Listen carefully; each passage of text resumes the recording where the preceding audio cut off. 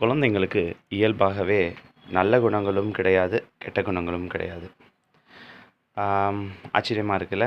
நிறைய டைம் அவங்க வந்து அட்டகாசம் பண்ணுறாங்க, ஒரே அடாவடி பண்ணுறாங்க, உயிரை வாங்குதுங்க, இம்சைங்க அப்படின்னு, என் உயிரை வாங்குது அப்படின்னு வந்தன் பாரு, பிச்சுடுவோம், பிச்சு அடித்தான் வச்சு, இப்போ வந்தன் பாரு, வாங்க போகிற அப்படின்னு சொல்கிற இயல்புகள் நம்மங்களுக்கு உண்டு. குழந்தைகள் இயல்பாகவே நல்ல குணங்களும் கிடையாது, கெட்ட குணங்களும் கிடையாது. நம் குணங்களையே அவங்கள் பிரதிபலிக்கின்றன. ஒருவேளை நம்ம வந்து அவதூறான வார்த்தைகள் பேசுகிறோம் அப்படின்னா அவங்களும் அவதூறான வார்த்தைகள் பேசுவார்கள். நாம் அன்பாக பேசினோம் அப்படின்னா அவங்களும் அன்பாக பேசுவார்கள். So Mahatma Gandhiji, Mother Teresa எல்லாரும் இதான் சொன்னாங்க, நீ எதை மாற்றமாக நினைக்கிறாயோ அந்த மாற்றமாய் நீ இரு அப்படின்னு. குழந்தைகள் பொதுவாகவே கற்பனை திறன் கொண்டவர்கள், உயிரில்லாத பொருட்களுக்கு உயிர் கொடுப்பவர்கள். இந்த குழந்தைகள், பொம்மை குழந்தைகள் தூங்குவதற்கு ஃபேன், பாய், தலையணைகள், பெட்ஷீட் எல்லாமே இருக்குது. ப்ளஸ் நம்ம ஏதாவது சத்தம் போட்டுட்டு இருந்தாலும் சொல்கிறாங்க, சத்தம் போடாதீங்க, குழந்தை தூங்கிட்டு இருக்காங்க அப்படின்னு சொல்லக்கூடிய ஒரு கற்பனை திறன். உயிரில்லாத பொருட்களுக்கே கற்பனை திறனோட உண்மை என்று நம்புவது, நாம் உண்மையாகவே சில சம்பவங்களும் வார்த்தைகள் பேசும் பொழுது அதற்கு அவங்க உயிரூட்டுவார்கள். சில காலத்துக்கு பிறகு அதையே மெய்யாக மாறும்.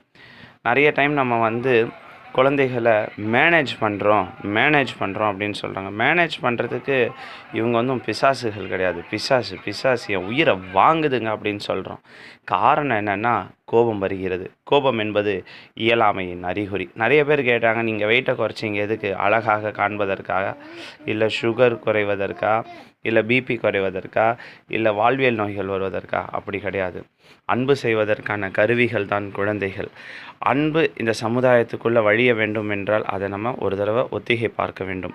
அன்பு சமுதாயத்துக்குள்ளே ஒத்திகை பார்ப்பதற்கு வீட்டில் இருக்கும் குழந்தைகள் தான் இயற்கை கொடுக்கக்கூடிய, இந்த மனிதர்களுக்கு, இந்த பெரிய மனிதர்களுக்கு கொடுக்கக்கூடிய பொம்மைகள் தான் இந்த குழந்தைகள். இந்த குழந்தைகளிடம் அன்பு செய்தால் அவர்கள் அந்த பொம்மை குழந்தைகளிடம் அன்பு செய்வார்கள். பிறகு சமூகத்திலும் அன்பு செய்வார்கள். அன்புக்குண்டோ அடைக்கும் தாள், ஆர்வலர் புன்கண்ணீர் பூசல் தரும்.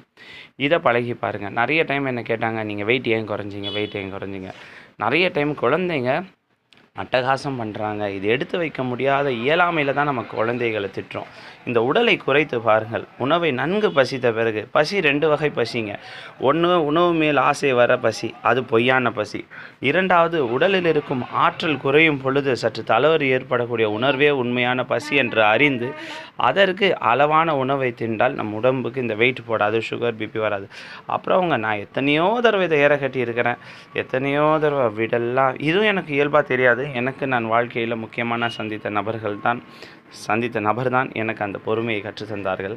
அந்த பொறுமையாக இருக்கணும் அப்படின்னா நமக்கு இயலாமை இருக்கக்கூடாது. அந்த இயலாமை இருக்கக்கூடாது அப்படின்னா நமக்கு இந்த உடல் பருமன் கூடாது. அப்போ தான் அவங்க எவ்வளோ அட்டகாசம் செய்தாலும் அதை நாம் அன்பாக அனுபவிக்க முடியும். மற்றும் ஒரு முக்கிய பதிவில் சந்திப்போம். நன்றி, வணக்கம்.